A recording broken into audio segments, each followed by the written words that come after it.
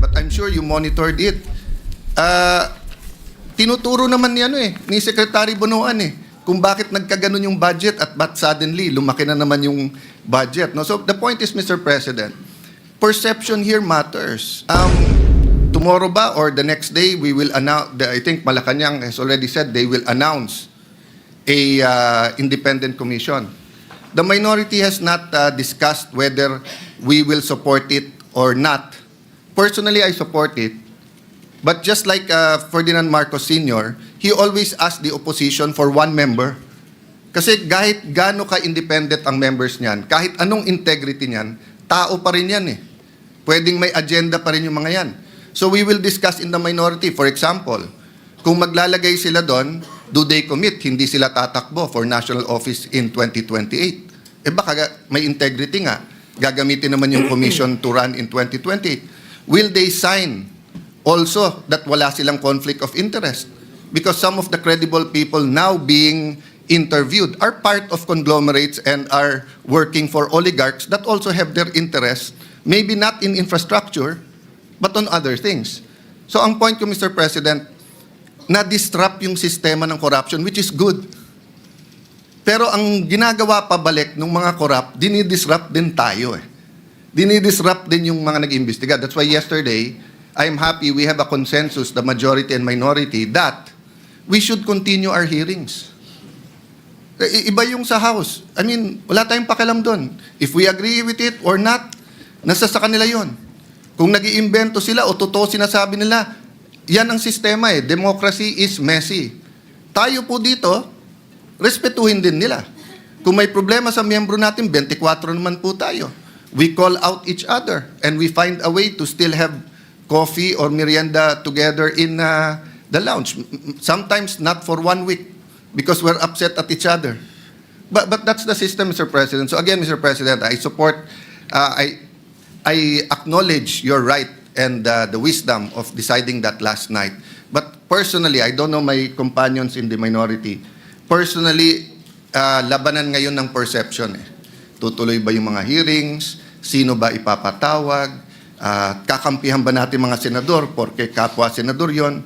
Pwede ba magsalita yung iba? Kasi dati siyang DPWH. Kasi dati siyang speaker. Dati siyang All of this will be there, Mr. President. No? If only we could have the speeches of Senator Lacson in like yesterday in such an orderly manner. But hindi po ganun pagka pag nandiyan na yung mga witnesses Ang katotohanan po nun, kung 10 yung witness, unless we have 1 witness at a time, pero kung 10 ang witness, 10 ang senador, you cannot stop any senator kung sino tatanungin niya doon, Mr. President, di ba? So yun po ang problema lang, that since this involves high-ranking people and the PNP is not under the Senate, it creates another perception who controls who. But thank you for informing us that TUSAA is there and they're looking at that. No? But Mr. President, sa akin lang po, kung babaguhin yung rule, so I acknowledge you're not changing the rule. You made a decision and is throwing it back. But kung babaguhin yung rule, I think we have to discuss it thoroughly. Because nga, masyadong mabigat yung accusation nung DE ba? Assistant DE na takot siya dito or whatever. Kasi Mr. President, ang dami na natin naging witness dito kung sino-sino inaccuse kapwa senador Never naman. I think, when I was Blue Ribbon Chair, I just remember si Jun Losada natulog pa sa couch sa opisina ko. Sa baba, I think I only visited one witness once. Otherwise, hindi So, anyway, Mr. President, thank you for your patience in hearing us out. But may I defer to the chairperson now of the committee. Yes, before Senator Ping Lacson is recognized. Thank you, Mr. President. With all due respect to the distinguished minority leader, there's what we call legal custody and physical custody. Lawyers know this, Mr. President. As long as the Senate retains the legal custody over the person of Bryce Hernandez, the physical custody is of no moment, Mr. President. Whenever we need him, we'll just direct the PNP Custodial Center to deliver him here. And if the House of Representatives will be needing him, they will have to ask our permission. They cannot go direct to the PNP and tell them to bring the person of Bryce Hernandez to the House of Representatives. And this is not a new rule, Mr. President. We have committed Alvin Balag to the Pasay City Jail. We have committed persons cited in contempt by the Senate in other detention centers. We're not changing the rules, Mr. President. So that's my manifestation, Mr. President. Yeah. Minority Leader, go ahead. Tama po si Senator Lacson na may legal at physical custody. Pero it's always the committee and the Senate who decides the physical custody. So in the case na sinabi yung Pasay City Jail, it was the decision of Senator Dick Gordon and the committee na doon ilagay. In fact, ayaw nila eh. Yung mga kinulong doon, gusto nga dito. In this case, it is the witness, Assistant DE, saying, wag niyo akong dalhin doon, tapos siya yung nasunod. So the issue here is not only the physical and the legal custody. The issue also is the integrity of the Senate, the perception that if we don't have him here, de lahat na lang ng witnesses sasabihin, wag tayo doon. Paano kung wala rin silang tiwala sa PNP? Wag sa PNP, lilipat natin sa NBI. The peculiarity of this case is that it wasn't the House nor the Senate, nor the PNP, nor the intelligence community making the request. It was the witness. I beg to disagree. Mr. President, bilang isang Mindanaoan at isang Batanggenyo, it is my great honor to co-sponsor Senate resolution honoring and commending the awardees of the Metrobank Foundation Outstanding Filipinos of 2025. Taon-taon ating ibinibigyang pugay ang mga natatanging individual tulad ng mga guro, sundalo at pulis na nagsisilbing huwaran ng kagalingan, katapatan at malasakit sa bayan. Sa kanilang walang sawang paglilingkod, ipinapakita nila ang tunay na sukatan ng tagumpay, hindi lamang ang sariling kapakinabangan, kundi ang kabutihang na ibabahagi nila sa kapwa at sa sambayanan. To our awardees, this honor is a fitting recognition of your professionalism, competence, and integrity, an expression of our gratitude for your service to the country beyond excellence. Mr. President, the 4 outstanding teachers we are honoring today have contributed to the improvement of the quality of education in our country. They have played a significant role in molding the minds of our youth and shaping the future of our country. I would like to express my gratitude to Mr. Noel V. Sadinas, Nueva Vizcaya's champion for global citizenship education. Mr. Amando Perfecto C. Molin, Los Baños Mentor for Future Leaders. Miss Maylin M. Uy, Lanao del Norte's Trailblazing Chemist for Nation Building. Sa Iligan po ito, Bisaya. Mr. Angelo Mark P. Walag, Cagayan de Oro's Pioneer for Experiential Learning. To the outstanding teachers, thank you for taking on the critical role of guiding, molding, and inspiring our nation's future leaders. May you continue to impart knowledge among our youth and continue to be pillars of education. Mr. President, I am also glad to recognize the outstanding soldiers and outstanding police for their contributions in maintaining peace and security in our country. First is Underwater Operations Man First Class Anro Anthony M. Toralio, Philippine Navy, Philippines Navy Specialist Defender Against Violent Extremism. Colonel Ricky L. Canatoy, Philippine Army, Misamis Orientals, Vanguard of Peace and Development. Colonel Joey T. Fontiveros, Philippine Army, AFP Cyber Ranger in Defense and Security. Police Master Sergeant Ivan A. Velasco, PNP's Crusader for Environmental Protection. Police Major Ermira A. Relox, Tawi-Tawi's Torchbearer of Healing and Compassion. Taga Davao po ito. Police Colonel Frederick E. Obar, Ilocos Norte's Police Innovator of Transformative Reforms. To our outstanding soldiers and police officers, thank you for protecting the life and safety of our people, even at the risk of your own. Ang pagkilalang ito ay hindi lamang parangal kundi isang paalala na may mga Pilipinong handang magsakripisyo at magsilbing ilaw at inspirasyon sa gitna ng mga hamon ng ating panahon. Isa lang po ang paalala ko sa inyo, unahin po natin ang interes ng bayan, unahin po natin ang interes ng bawat Pilipino. Once again, I congratulate and thank the 10 Metro Bank Foundation outstanding Filipinos for their excellence and dedication to their respective fields of service. Maraming salamat, Mr. President. Majority Leader.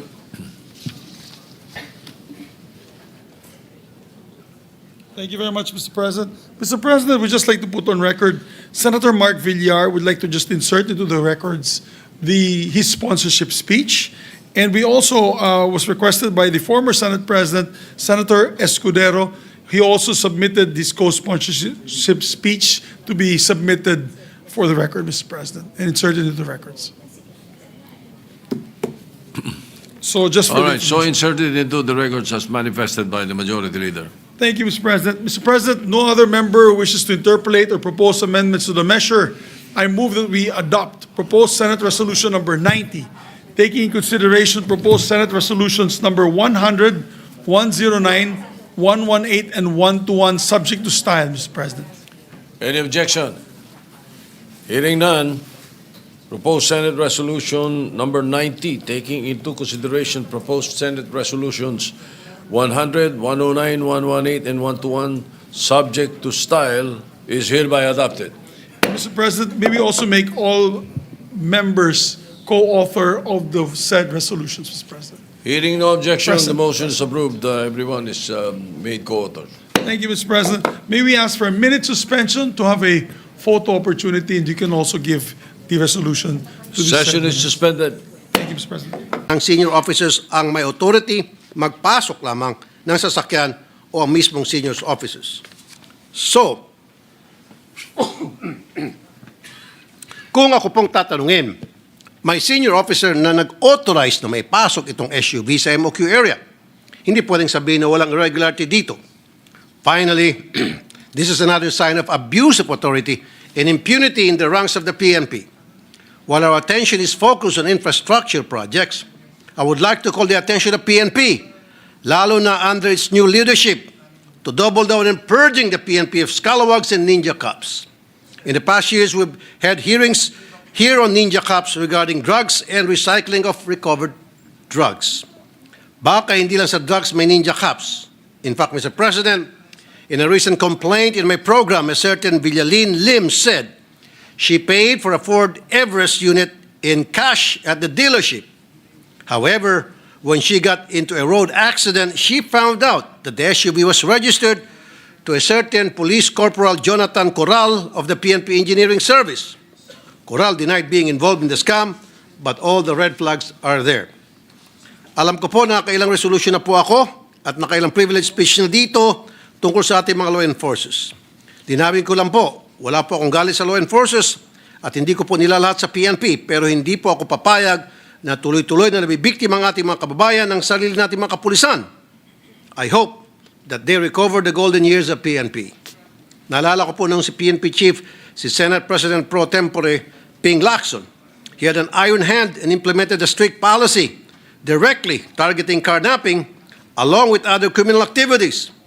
He ordered police personnel to return illegally used carnap vehicles, and within just 2 weeks, the order led to the recovery of about 600 vehicles, which created a virtual parking lot at Camp Crame and was a significant signal of his administration's seriousness about tackling the issue.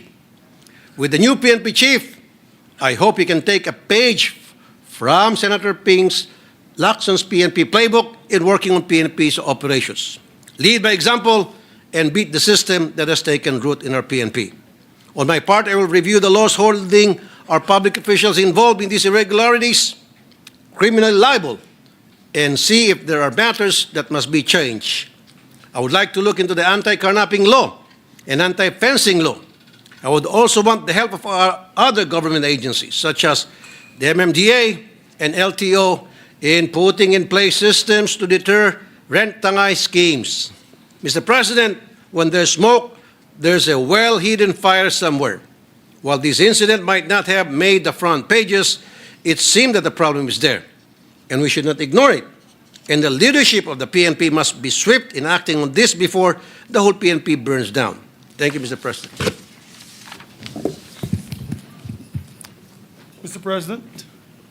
Yes, Mr. President. Senator Erwin Turbo, I Oh, think, sorry. My wishes to take the floor. Senator Erwin Turbo is recognized. Thank you, Mr. President. I would like to make a manifestation to the good gentleman from Isabela and Davao, Mr. President. Will the good gentleman from Isabela and Davao take some questions from this representation? Yes, Mr. President. The privileged speech of the gentleman from Davao and Isabela is very alarming, Mr. President, wherein we know that the Philippine National Police motto is to protect and to serve. Kung ganito pong may nakikita na mga nakaw na sasakyan sa kustodiyan nila at nakaparada pa po sa officers' quarters, iba po ang mensahe, iba po ang senyalis nito para sa ordinaryong mamayan. Now my question is, Mr. President, na-inform na po ba at alam po ba ito ng bagong hepe ng Philippine National Police ang insidenteng ito dahil ito po ay nasa officers' quarters at doon po nakatira din ang Chief PNP? Tama po kayo, Mr. President. As a matter of fact, inibestigan na po ng Nakame ang insidente, pero tama kayo, sa loob mismo ng MOQ. And I've been to the MOQ before, many years ago. In fact, I think a month or so, because my uncle, Aguirre, at that time, he was a high-ranking PNP official. So alam ko mahigpit yan sa MOQ. In fact, dalawang gate ang dadaanan mo bago ka makapasok. So malaking tanong na ipasok itong SUV na ito na carnap vehicle at napayagang mag-park pa mismo doon sa loob ng MOQ. So malaking bagay po ito. And I would like to add also, Mr. President, na through the years, paulit-ulit na lang, yung mga recovered carnap vehicles ay ginagamit ng mga pulis at mga opisyalis pa man din. So paano natin matigil itong carnapping at kung ano pa mga kabalastugan na involved mga sasakyan kung mismo mga pulis ang nasa likod or kasabwat sa mga modus na ito, Mr. President. Mr. President, alam po natin ang trabaho ng kapulisan ay protektahan ng mamayan at tiyakin ang kaayusan ng ating lipunan. Pero paano kung ilan sa kanila mismo ay sangkot sa illegal na gawain? Paano kung dapat nagtatanggol sa batas ay mismong lumalabag dito? Paano po ito, Mr. President? Yun nga, Mr. President, ang hamon ko sa present PNP leadership na tulad ng ginawa noong Chief PNP pa, si Senator Ping Lacson. He was the Chief PNP then many years ago. I think it was back in 1999 if I'm not mistaken. Na nagdeklara siya, sabi niya, isoli nyo lahat ng mga recovered carnap vehicles na pinagagamit ninyo sa PNP. And lo and behold, in less than a week, napuno ang Camp Crame grounds dahil pinagsusoli ang lahat ng mga carnap vehicles na pinagagamit ng mga pulis. So ang aking hamon ngayon sa bagong Chief PNP, mag-issue din siya ng ultimatum na lahat ng mga carnap vehicles dyan na gamit-gamit ng mga police, no questions asked, i-turn over agad sa Camp Crame right now. Mr. President, this issue strikes at the very heart of public trust in our law enforcement institutions. The involvement of police officers in illegal activities is not only deeply troubling, but also a betrayal of duty and a direct threat to the integrity of our justice system. Therefore, Mr. President, would you agree ang 2026 national budget po ng PNP ay 209 billion. Last year po ay 205 billion. Umakyat po ito ng 4 billion pa. Sa ngayon po ba kayo na dapat tignan po natin ang budget ng PNP at ang mga programa nila kung napupunta po ba sa tama ang budget ng Philippine National Police, Mr. President? Tama kayo, Mr. President. Kaya nga sa darating natin ng budget hearing comes November, kailangan busisiin kung nagagamit ba ng tama yung mga budget na allocated sa kanila, especially yung kanilang intelligence funds. Kung yung ba ay tamang paggamit at napapakinabangan talaga ng taong bayan at mayroong mga nahuling kriminal o dili kaya ang mismong kriminal ay sila at dapat ma-identify kung sino-sino doon sa kanila ang naging kabaro na ng mga kriminal. Mr. President, panghuli na lamang po, papayag po ba kayo na tanungin ang hepe po ng pambansang pulisya sa araw po ng kanilang pagpapresenta ng budget dito sa Senado para malaman po natin kung ano po ang mga planong ng bagong hepe, ano po ang direksyon ng Philippine National Police that I am sure, Mr. President, na kakaiba po ito sa operasyon, standard operating procedures o plano kumpara po sa nakaraang PNP chief. Sangayon po ba ang ating butihing Pangulo na matanong ang bagong PNP chief sa pag siya po ay pumasyal dito sa kanilang budget meeting? Tama kayo, Mr. President. In fact, one thing that I can recommend is yung i-review yung disciplinary process ng NAPOLCOM sa aspeto ng PNP matters. So, yan dapat ay talagang tututukan natin at pagdating po ng budget hearing, yan ay aking tatanungin at busisiin, Mr. President. Maraming salamat po, Mr. President. Majority Leader. Thank you very much, Mr. President. Mr. President, I move that we refer the speech of our distinguished colleague, Senator Raffy Tulfo, and all the interpellations and manifestations to the Committee on Public Order and Dangerous Drugs. So, Mr. President. So ordered. Thank you, Mr. President. Mr. President, just some admin matters on the election of the chairpersons of the committees. Mr. President, pursuant to Rule 10, Section 13 of the Rules of the Senate, I move to elect Senator Francis Kiko Pangilinan as chairperson of the Committee on Justice and Human Rights, Vice Senator Allan Peter Cayetano. So move, Mr. President. Any objection? Chair is none. The motion is approved. Senator Francis Pangilinan is elected chairman of the Committee on Justice and Human Rights. And with that, Mr. President, we also, pursuant to Article 8, Section 8 of the 1987 Constitution, I move to elect Senator Francis Pangilinan as the Senate's representative to the Judiciary Bar Council. Vice Senator Allan Cayetano, I so move. Judicial Bar Council. Judicial and Bar Council. Any objection? Hearing none, Senator Francis Pangilinan is hereby elected JBC representative of the Senate. Thank you, Mr. President. Mr. President, I also move to elect Senator Camille Villar as chairperson of the Committee on Economic Affairs. Vice this representation, I so move, Mr. President. Any objection? Hearing none, Senator Camille Villar is elected chairperson of the Committee on Economic Affairs. Thank you, Mr. President. And I move to elect as well Senator Lito Lapid as chairperson of the Committee on Cooperatives, Vice Senator Amy Marcos. I so move, Mr. President. Any objection? Hearing none, Senator Lito Lapid is elected chairman of the Committee on Cooperatives. And Mr. President, also after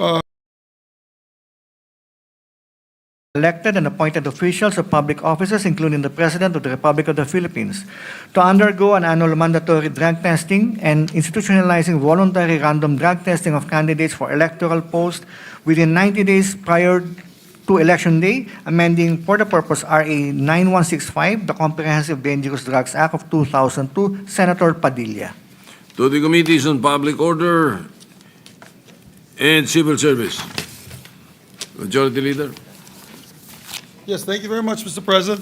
Mr. President, we finally have the list of the members of the Commission on Appointments. I know we need to, of course, elect the members due to the fact that we have about 4 new secretaries in 4 different departments, and we also have to do the organizational meeting as early as next week, Wednesday. So, Mr. President, on the part of the majority, I move that we elect Senator Risa Hontiveros, Senator Lauren Legarda, Senator J.V. Ejercito, Senator Raffy Tulfo, Senator Mark Villar, Senator Ping Lacson, and Senator Lito Lapid, who will be taking his first term as a member of the CA. So that's 7 members, Your Honor. Any objection? Chair hears none. The enumerated names are hereby elected into the Commission on Appointments. And for the part of the minority, we'd like to also elect, with the permission of the body, Senator Joel Villanueva, Senator Christopher Bongo, Senator Rodante Marcoleta, Senator Amy Marcos, and the .5 and my .5, As I mentioned earlier, I will step down from the CA, Mr. President, to accommodate the member of the minority to stand the first half of the term. And that would be Senator Jinggoy Estrada, Mr. President. Any objection? Chair hears none. The enumerated names will compose the 5 members from the minority.